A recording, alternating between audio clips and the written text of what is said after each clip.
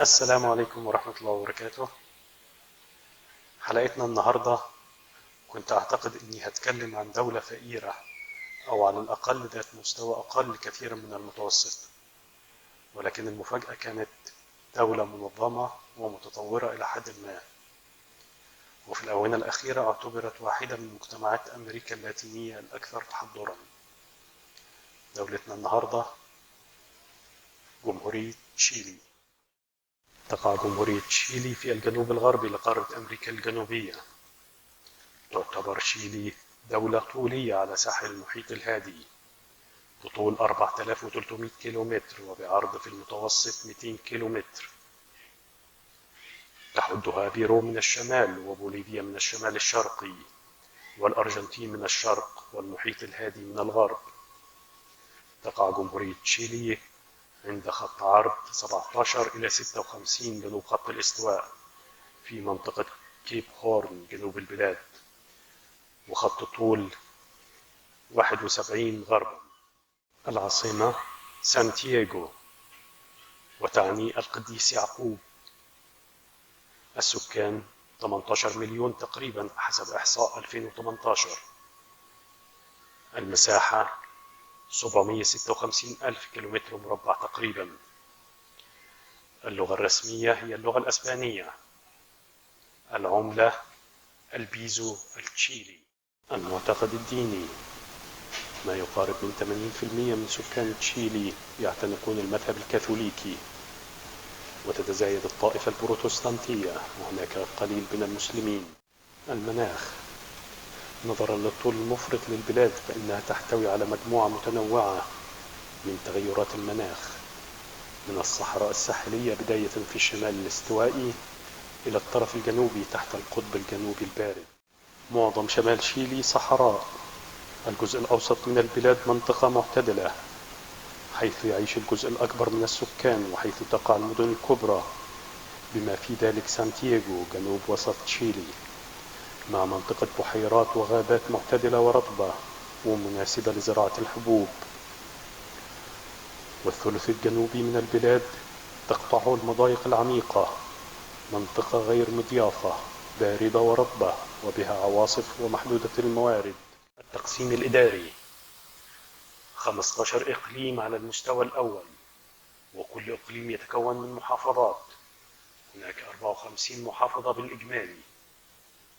كما تمتلك تشيلي عددا من الجزر الصغيرة في أماكن بعيدة في المحيط الهادي، يطلق عليها الأقاليم النائية، أشهرها جزيرة الفصح.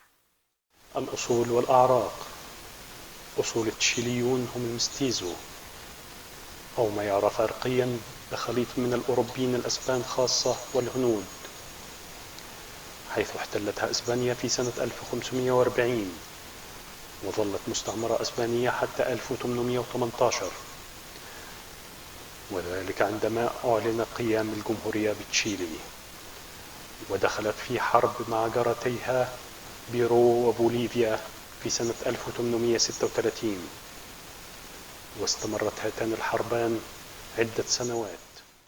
كما أن لتشيلي تاريخ من الاحتفاظ بالحكومة الديمقراطية التمثيلية، باستثناء المجلس العسكري الذي تولى السلطة من سبتمبر 1973 إلى مارس 1990. كانت البلاد خالية نسبيا من الانقلابات والتعليق الدستوري المشترك بين العديد من جيرانها. نظام الحكم في تشيلي نظام جمهوري. تتكون الهيئة التشريعية من مجلسين، مجلس النواب ومجلس الشيوخ. يقوم الناخبون بانتخاب جميع أعضاء مجلس النواب البالغ عددهم 120 عضو، كما ينتخب 38 عضو من أصل 47 في مجلس الشيوخ. وقبل أن تتخلى الحكومة السابقة عن مسؤوليات الحكم، يتم تعيين الشيوخ التسعة المتبقيين، 4 تعينهم القوات المسلحة و3 تعينهم المحكمة العليا، والرئيس يقوم بتعيين العضوين الباقيين. الاقتصاد: استطاعت جمهورية تشيلي تطوير مواردها، فحققت تفوقا في مجال الاستغلال المعدني والخدمي إلى جانب التقدم الزراعي، رغم حظها الضئيل من الأراضي الصالحة للزراعة. وبخلاف العديد من الدول أمريكا اللاتينية، لم تعتمد تشيلي بشكل كبير على الزراعة والتعدين فقط، بل قامت بتطوير اقتصاد قائم على التصنيع أيضا. التصنيع: تبلغ نسبة التصنيع نحو 18% من الناتج الوطني الإجمالي.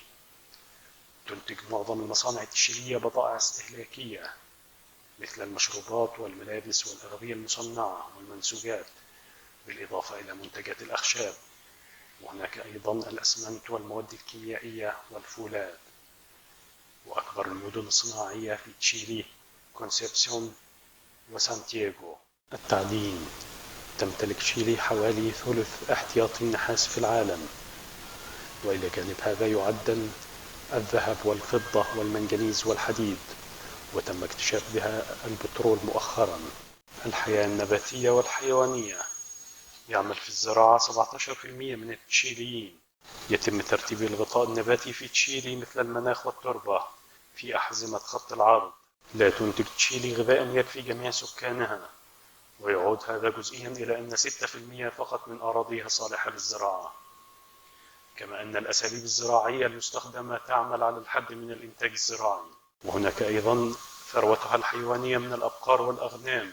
تفتقر الحياة الحيوانية في تشيلي إلى تنوع البلدان الأخرى في أمريكا الجنوبية، وقد قيد حاجز جبال الإنديز هجرات الحيوانات، وأثبتت الصحراء الشمالية أنها عقبة هائلة أمام الهجرة الجنوبية للحيوانات الاستوائية في جبال الإنديز. صيد الأسماك وتصنيعها: تمتلك تشيلي أحد أكبر الصناعات السمكية في العالم، وبالرغم أن أقل من 1% من مجمل القوى العاملة في تشيلي تعمل في مهنة صيد الأسماك، فإن هؤلاء يصطادون 6.5 مليون طن متري تقريبا من الأسماك والمحاريات سنويا. السياحة: تعد جمهورية تشيلي واحدة من الوجهات السياحية الرئيسية في العالم، ومن أهم مناطق الجذب السياحي الموجودة فيها هي نهر كوكومو وهضبة باتاغونيا، بالإضافة إلى الجزر الخلابة مثل جزيرة روبنسون كروزو وجزيرة عيد الفصح. وتمتلئ تشيلي بالمناظر الرائعة التي تتنوع بين الشلالات والأنهار الجليدية والبحيرات الزرقاء. الخدمات: تبلغ نسبتها 61% من الناتج الوطني الإجمالي، كما تستخدم 56% من مجمل القوى العاملة في تشيلي. ويشتغل كثيرون من عمال الخدمات في أعمال ذات صلة بالأعمال التجارية، بما في ذلك المحلات التجارية والمطاعم، كما يعمل بعضهم في الإدارات الحكومية. الرياضة: تعد كرة القدم الرياضة الأكثر شعبية في تشيلي، ومع ذلك فإن الرياضة الأكثر نجاحا في البلاد هي رياضة التنس. وتعد مسابقة رعاة البقر التشيلية أكثر الرياضات ممارسة في تشيلي في المناطق الريفية. حصلت تشيلي على بطولة كوبا أمريكا عام 2015 لأول مرة في تاريخها، بعد تغلبها على الأرجنتين بركلات الترجيح 4-1، وعام 2016 للمرة الثانية بنتيجة 4-2 بركلات الترجيح أيضا مع نفس المنافس. النقل والمواصلات: ترتبط جميع المدن بالسكك الحديدية والطرق السريعة لعموم أمريكا. عملت صحراء أتاكاما وجبال الإنديز والجزر الكثيرة في الجنوب إلى عرقلة حركة النقل والمواصلات في تشيلي. يوجد أيضا في تشيلي نحو 150 محطة إرسال إذاعي، بالإضافة إلى 5 محطات تلفازية. تدير معظم هذه المحطات جهات أهلية، ويصدر في تشيلي 45 صحيفة يومية. الدفاع: يبلغ عدد القوات المسلحة في تشيلي إلى 96,000 فرد، بما في ذلك القوات البحرية والجوية. يكلف الرجال في عمر 18 إلى 19 سنة بالتجنيد الإلزامي لمدة 2 عام، أما النساء من نفس السن فلهن الخيار بالالتحاق بالخدمات العسكرية لمدة 2 عام أيضا. وفي النهاية، لو عجبتكم الحلقة برجاء الاشتراك في القناة. كان معكم أحمد هادي.